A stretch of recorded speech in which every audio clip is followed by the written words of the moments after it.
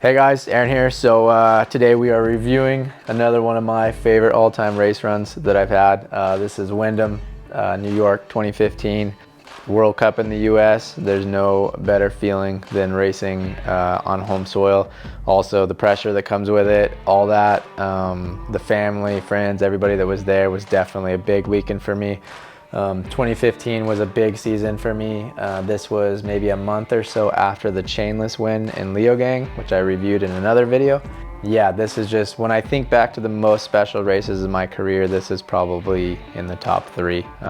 It was a really cool day. So anyways, and just a wild run top to bottom, and one of the few race runs where the track was short enough where basically like 90% of the track was actually caught on film. So it's pretty cool. You can kind of follow it from top to bottom. So here we are in the Stargate. Wyndham was a notoriously like short, super fast, gnarly track top to bottom. There was a little bit of pedaling out of the Stargate, and then it was basically just full on from there. So here we are. Got my boy John Hall with the infamous Stargate series phone cam clips. He always likes to like film every time I go out of the gate, and so I have like a bunch of montages of that. So he's getting his race run start. This is our UCI commissaire, who's been the official timing guy for forever. He just passed away this last year, which was pretty sad, but that dude, man, every time I saw his face, you knew it was like, it was race time, it was game time. And so we had all the feels were happening here. Basically, we had been here a bunch of times, qualified first, and race run, last man down the hill, home soil, home crowd. This was a big one for me, and I really needed to execute this run. So here we go, straight into it. With all the pressure on his shoulders this afternoon, from the USA, the Gwinner. Can he do it here? Fastest in qualifying. This section right here was wild. My word! He wasn't even on any line there, he just said it. That section of track was probably, as a racer, a lot of times you kind of don't feel fast because what you're doing is in your mind controlled and it's what you've prepared for.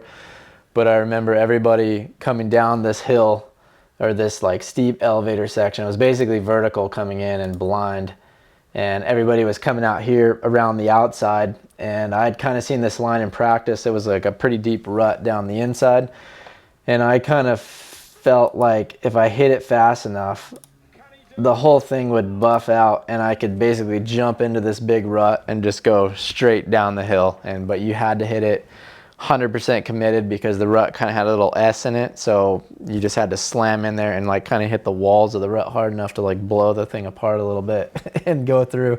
So it was completely blind over this rise, and you were just wide open, basically no brakes into it, with a big drop at the bottom, and the bike would G out so hard it would make terrible noises. So I was really happy it held together, because this was a prototype. And so here it was. I think we got some other clips too of this that we'll try to post, but.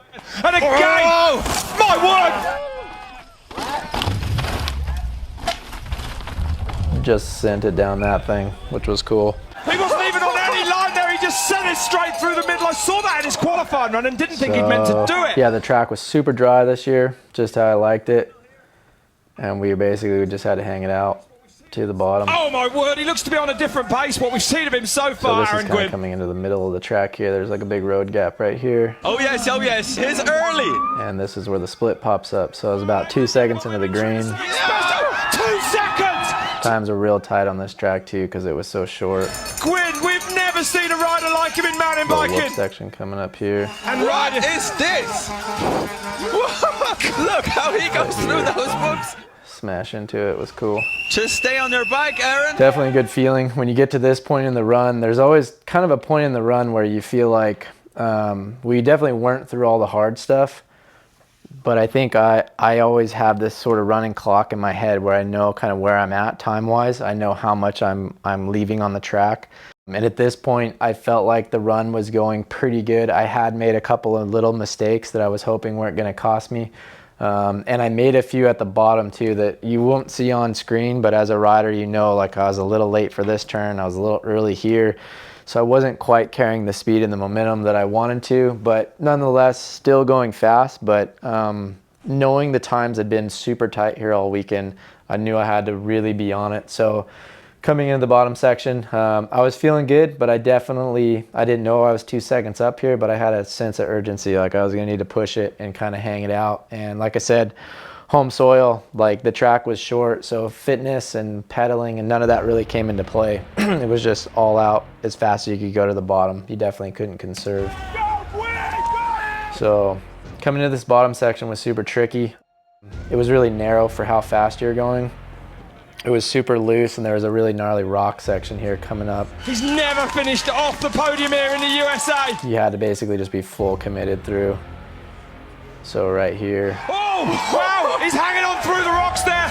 Didn't lose too much time. Kind of just fully committed. Even the announcer noticed I didn't get set up for it where I would have wanted to be. I was a little bit offline, but tried to make the most of it.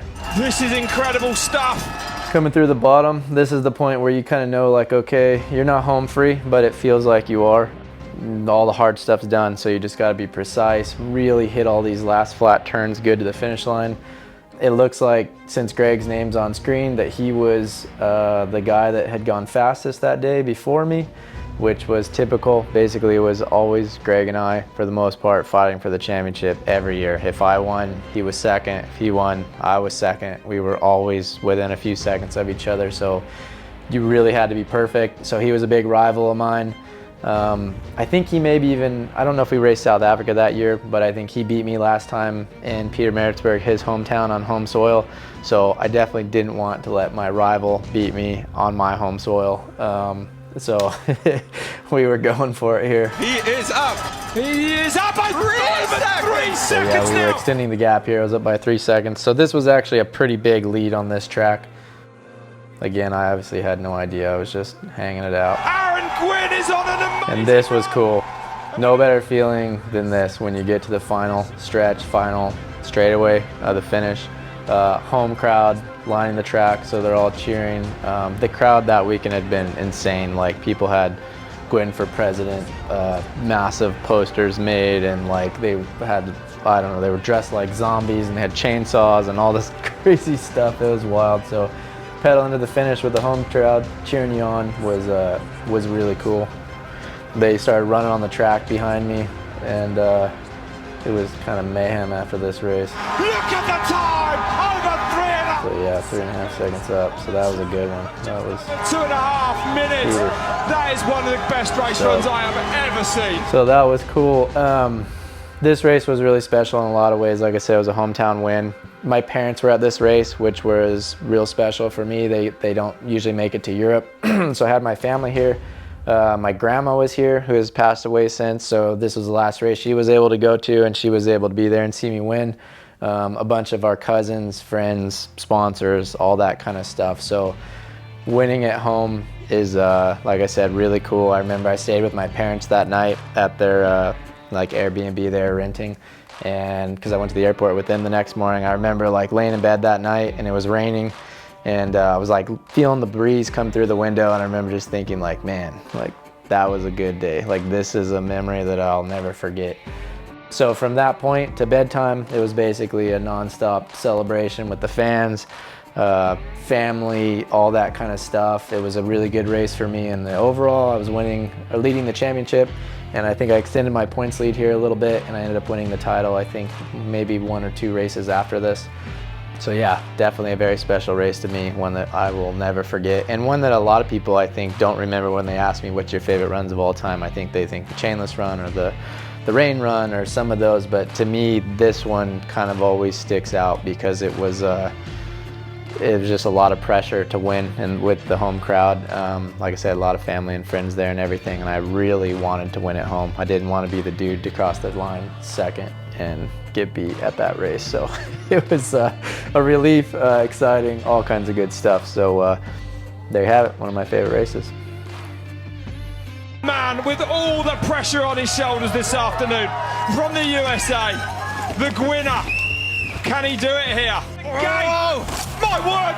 He wasn't even on any line there. He just sent it straight through the middle. I saw that in his qualifying run and didn't think he'd meant to do it. Oh my word! He looks to be on a different pace. What we've seen of him so far, Aaron Gwin. 2 seconds! 2 seconds at the top of this track. He is up by 3 seconds now. And the crowd are going wild. They're running on the track behind him. Aaron Gwin is coming down to the line now, surely to take the win. Look at the time, over 3.5 seconds on a track of just over 2.5 minutes.